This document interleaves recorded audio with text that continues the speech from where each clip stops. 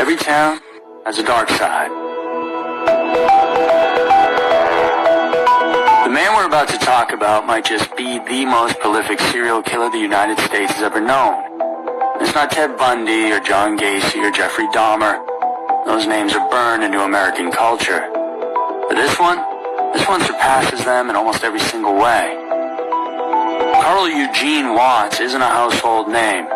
There are no movies about him, no documentaries people argue over online. And what makes this tale so disturbing isn't just how many victims there were, but how close the system was to letting him walk away scot-free.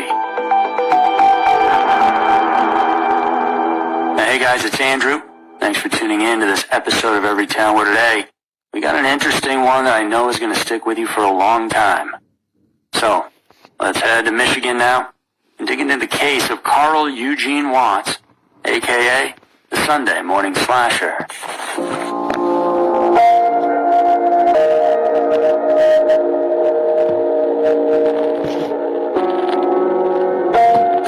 Carl Watts was born back on November 7th, 1953 in Killeen, Texas.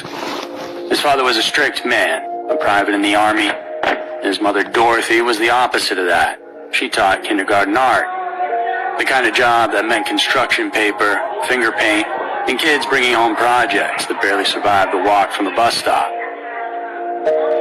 When Carl was barely 2 years old, his parents split up, and that's when Dorothy packed what she could and moved north to Inkster, Michigan, a working-class suburb just outside Detroit. She took Carl with her, and there she remarried a mechanic named Norman Caesar, and together they had 2 daughters. From the outside, it all looked fine enough. This modern family had a steady household. Parents who worked, kids who went to school. Really nothing that would make you stop and think something terrible was taking shape inside that house. But when Carl was 8 years old, something did occur that his family would later point to again and again. The moment they believed everything changed. He got meningitis. If you're not familiar with it, meningitis is a brutal infection that attacks the brain and spinal cord. In the early 1960s, around the time Carl got it, it was often fatal, and his case was severe. His fever climbed so high, doctors worried about permanent brain damage. He endured repeated spinal taps, painful invasive procedures, and was kept isolated for weeks because of how sick he was. And one of his younger sisters caught the same illness and bounced back quickly, but Carl, he didn't. When he finally came home, his family noticed it right away. He simply wasn't the same kid. The outgoing, talkative boy they remembered was totally gone. In his place was someone quieter and withdrawn. A child who seemed distant, like part of him never fully came back from the hospital. His grades collapsed as he struggled to focus. Eventually he had to repeat a grade. And then the nightmares started. Except to Carl, they weren't nightmares. Watts told doctors he had these reoccurring dreams, ones where he was fighting off what he called evil women. In his mind, they weren't people, they were forces, wicked spirits that he had to battle. The dreams were extremely violent and graphic, but when he woke up, and here's the weird part for a young kid, he didn't feel afraid. He didn't feel shaken or disturbed. He said he felt good, calmer, better than before he went to sleep. They never stopped happening. By the time he was 12 years old, the dreams didn't stay in his sleep anymore. He started thinking about them when he was awake, fantasizing, replaying them over and over in his head. That's about the time he began following girls around his neighborhood, observing them and keeping track of where they went. And that's what he did for the next 3 years, the whole time fantasizing about what he would do to them if he got them alone.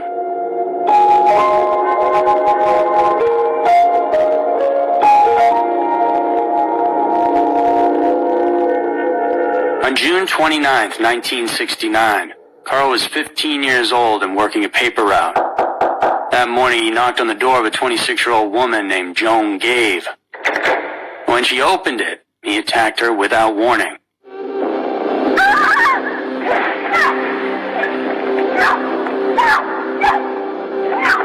He beat her and kicked her, and then, just as suddenly, he stopped. Carl just turned around and walked away like nothing had happened. It was like he gave in to his impulses for a moment, but then had the sense enough to realize what he was doing was wrong. Joan called the police immediately, and officers went to the Watts house, picked him up, and sent him off to the Lafayette Clinic, a psychiatric hospital in Detroit. And there, doctors evaluated him. What they found was a 15-year-old boy with an IQ of 75, just above the threshold for what was then classified as intellectual disability. They noted a delusional thought process, though they stopped short of diagnosing full psychosis. When they asked him why he attacked Joan, Watts didn't offer much. He just shrugged and said he just felt like beating somebody up. One psychiatrist put it plainly in his notes. Watts, he said, was a paranoid young man struggling to control strong homicidal impulses and a serious threat to society. It's a pretty clear warning, and yet, on his 16th birthday, they released him, sent him home with instructions to attend outpatient therapy. He barely went. Somehow, Watts managed to graduate from high school in 1973. He was 19 by then. His grades were awful, and everyone knew he was using drugs, but he was good at sports, good enough to land a football scholarship to Lane College in Jackson, Tennessee. He lasted exactly 3 months there. The school kicked him out after multiple women reported that he was stalking and attacking them. And there's more. That same year, a female student at Lane College was murdered, stabbed to death. A lot of people on campus believed Watts was responsible, but there wasn't enough evidence to charge him with anything. After that, Watts bounced around. He spent some time in Houston, then came back to Michigan and enrolled at Western Michigan University in Kalamazoo in the fall of 1974. It's like he was fighting, trying to live normal, but of course he was anything but. And when you know it, once he got to WMU, almost immediately, the attack started again.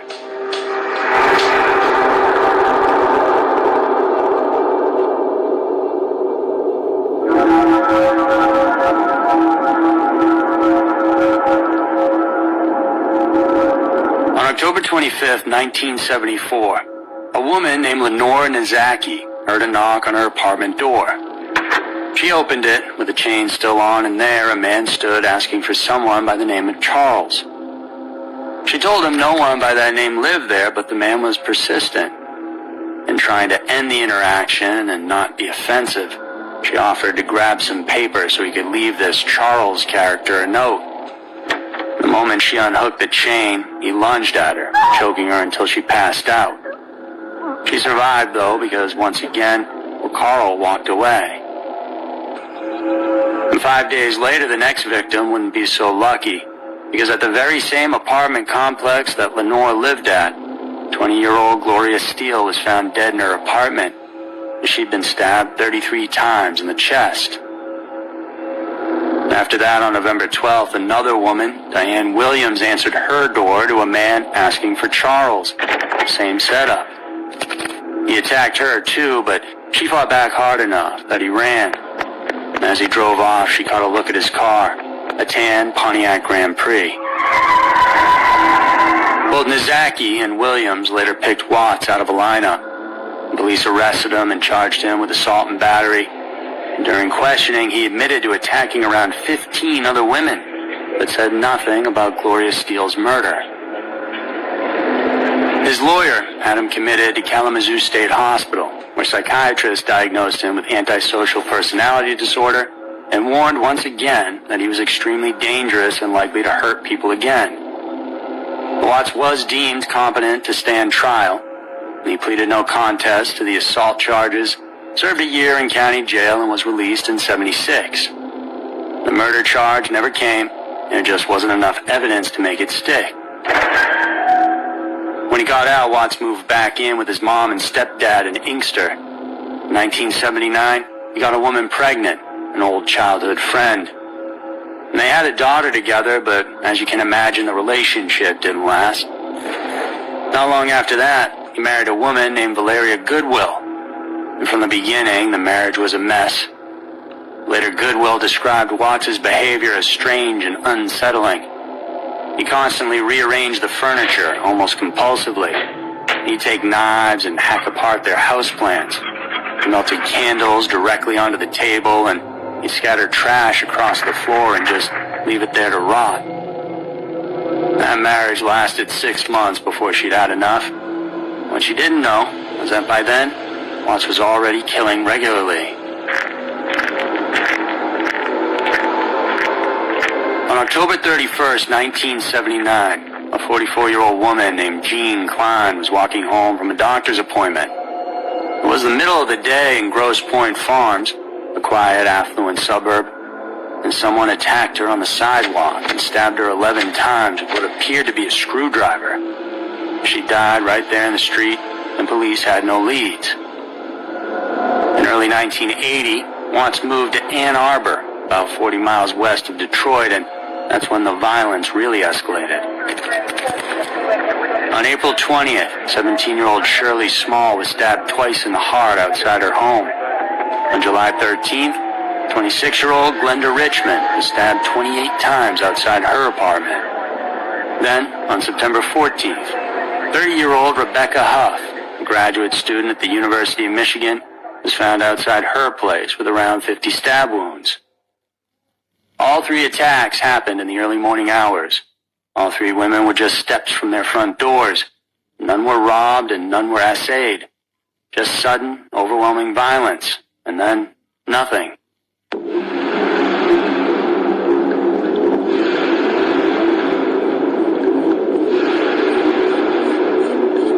By this point, the pattern was impossible to ignore. The Ann Arbor newspaper started calling him the Sunday morning slasher. It became glaringly obvious at that point because of the wound pattern and, again, time of morning, Sunday morning, a couple of months apart, that we had a serial killer on our hands. Police then formed a task force, and that was led by Detective Paul Bunton. But they were almost empty-handed. No witnesses, no physical evidence, and more importantly, no clear motive. The victims ranged from teenagers to women in their 40s, different races, different backgrounds. The only real constants were that they were women, and they were attacked at the same time of day. Then Bunton got a call from a sergeant who'd worked one of the Kalamazoo cases back in '74. The similarities were hard to dismiss, and Bunton started digging in to call Watts. At the time, Watts was working for his stepfather's trucking company. He'd married, he'd been divorced. On paper, he looked like a regular guy just getting by, but Bunton wasn't convinced. In October of 1980, police in Canada reached out to investigators in Michigan because they'd been dealing with a string of attacks in Windsor, Ontario, just across the border from Detroit. Women there were being slashed and stabbed. Most survived, but barely. Bunton noticed that Watts' car had crossed into Windsor multiple times, and almost every time it did, an attack followed. One survivor, a woman named Mary Angus, picked Watts out of a photo lineup, though she said she couldn't be completely certain. And then on November 15th of 1980, 2 patrol officers in Ann Arbor spotted a brown Pontiac Grand Prix moving slowly behind a female student walking home. She noticed it too and ducked into a doorway. The officers pulled the car over. The driver's license was expired, and the plates were out of date. It was Carl Watts.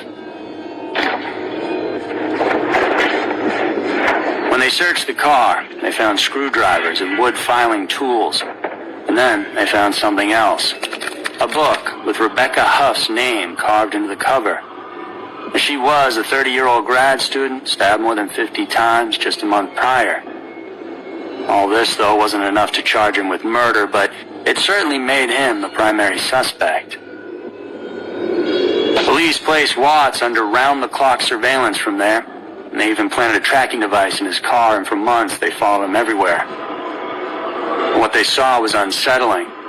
Watts would drive hundreds of miles in a single night, circling neighborhoods, crawling through streets, searching, hunting.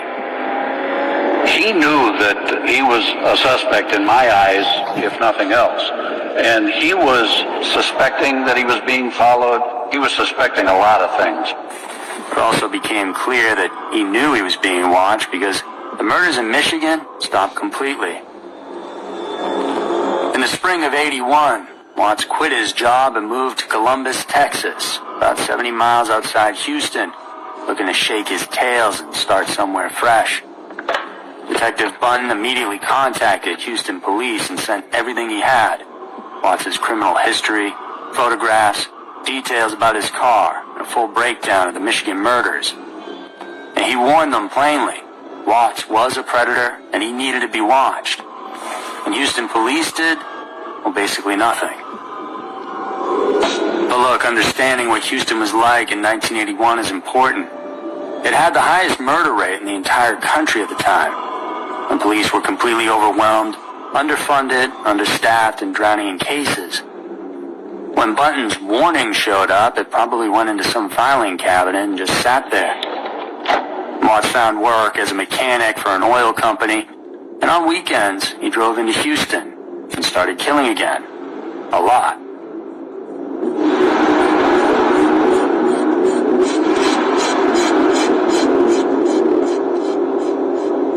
Okay, so we're going to go through these because it shows you just how insane this killing spree actually was, so here we go.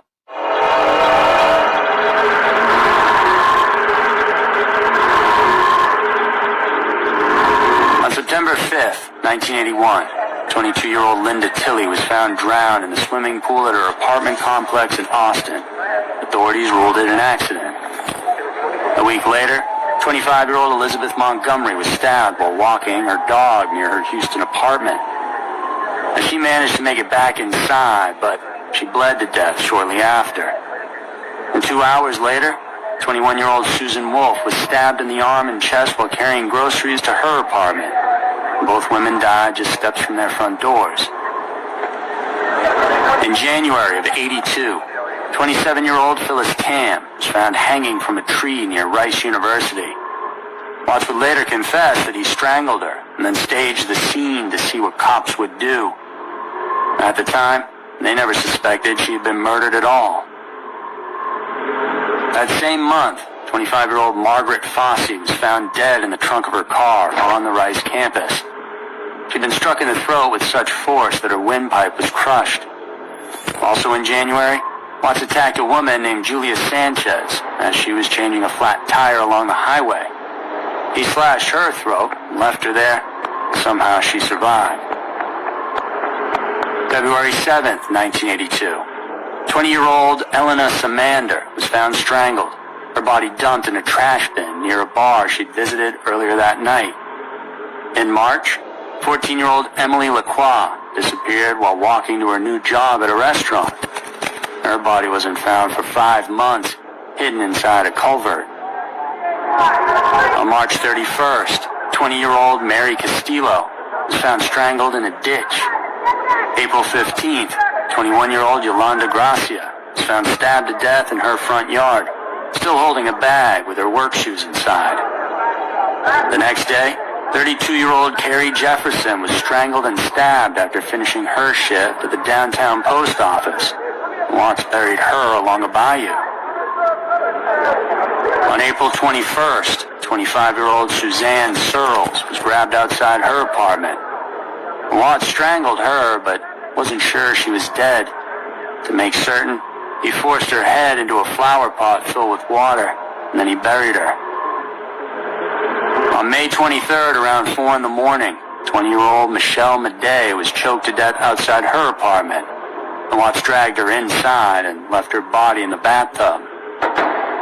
Later that same day, he broke into another apartment in the same complex. 21-year-old Lori Lister had just gotten home from work when he grabbed her outside and choked her unconscious. He attacked me like just before I reached the staircase because he didn't know if I was upstairs or downstairs. And he came behind me, but then he pulled me underneath into this patio area here where we were kind of hidden behind the fence there. He pulled her inside, and then ran into her 18-year-old roommate, Melinda Aguilar. He attacked her, too, and Aguilar went completely limp and played dead. Watts used wire hanger to tie her hands behind her back, and then, one of the details investigators would never forget, he clapped his hands and jumped up and down, visibly excited about what he thought he was about to do. He left Aguilar there, went back to Lister, dragging her into the bathroom and turning on the water. While Watts focused on the tub, Aguilar managed to free her hands. She ran to the balcony, jumped from the second floor, screaming for help. A neighbor heard her, rushed inside and pulled Lister from the bathtub just in time. Police arrived moments later and caught Watts as he tried to flee.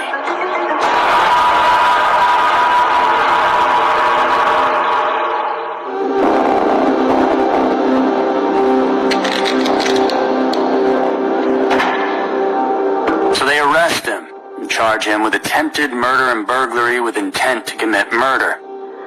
They realize who they're dealing with, this prolific serial killer, but there's one problem prosecutors face. Watts was incredibly careful. He almost never left physical evidence. There were no fingerprints at the scenes, no witnesses to the actual killings, no DNA linking him to the Houston murders. And prosecutors looked at what they had and didn't think they could win a murder trial. They were worried he'd walk. Of course, they don't tell Watts that. They tell him they have him locked in on multiple murders and offer to cut him a deal. If Watts confessed to the unsolved murders and showed police where the bodies were, well, they'd give him immunity for those murder charges. He'd plead guilty to burglary with intent to commit murder instead, and he'd get a 60-year sentence. At the time, everyone thought that was good enough. Watts was 29 years old. A 60-year sentence meant he'd die behind bars, most likely. So, what does he do? Well, Watts took the deal. Over the course of about a week, Watts confessed to 13 murders in disturbing detail, 12 in Texas and 1 in Michigan. He led detectives to 3 different graves and described exactly how he killed each woman, what he did with their bodies, the tools he used, and he showed no remorse. When investigators asked him why, Watts said the women had evil in their eyes, just like the evil he saw in his dreams when he was a kid. And he claimed that by killing them, he was freeing their spirits. And the whole time, he kept hinting that there were more, a lot more. Later, he claimed he'd killed 40 women, then 80. Eventually, he stopped counting altogether. Investigators believed the real number could easily be over 100. I mean, this guy attacked multiple women on the same day several different times. On September 3rd of 1982, true to their word, Watts was sentenced to 60 years in prison.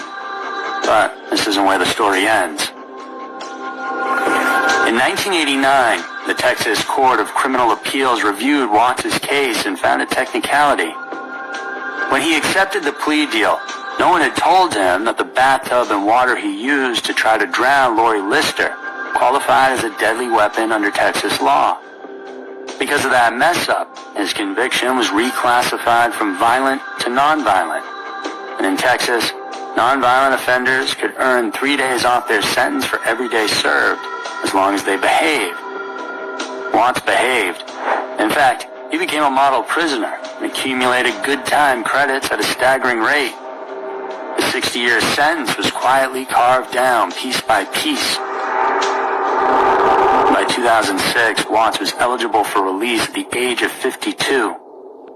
After confessing to 13 murders and hinting at dozens more, he was on track to serve just 24 years. He was gonna walk free.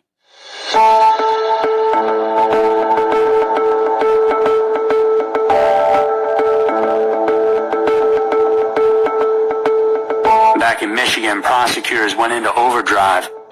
Watts had immunity for the murders he confessed to in Texas, but that protection didn't extend north. If Michigan could tie him to even one killing, well, they could stop his release cold. A task force reopened more than 200 unsolved cases across Michigan and Canada, combing through decades of files, reports, and half-forgotten leads, anything that might hold up in court. Then in early 2004, a man named Joseph Foy saw a news story about Watts' possible release. I'm watching TV, and it's the nightly news, and this thing catches my eye of this black man being led into a courtroom. And I just yelled at my wife, "That's the guy that killed that woman." And Foy lived in Ferndale, and on the night of December 1st, 1979, he looked out his window and saw something he'd never forget. While I was on my back porch, I seen the man raise his hand and bring it down in a slashing motion. For a split second, the attacker looked up, and their eyes met. Before he called police immediately, he worked with a sketch artist and gave investigators everything he could remember, but the case went cold. But now, nearly 25 years later, his memory, combined with what investigators knew now, was enough. Watts was charged with the first-degree murder of 36-year-old Helen Dutcher, the woman stabbed to death in that Ferndale alley. He was convicted and sentenced to life in prison without the possibility of parole. And 2 days later, prosecutors announced they were charging him with another murder, the 1974 killing of Gloria Steele, a Western Michigan University student stabbed 33 times. In July of 2007, Watts was found guilty again. A second life sentence, no parole, and justice, finally. But it didn't last long. Just months later, in September of 2007, Carl Eugene Watts died of prostate cancer in a hospital in Jackson, Michigan. He was 53 years old. He never fully confessed to everything he did, and that's what makes this case so messed up. Because based on what investigators know, the patterns, the timelines, the confessions that kept changing, Carl Watts may have been one of the most prolific serial killers in American history. A man who killed for decades, a man who nearly walked free, and a man most people never even heard of.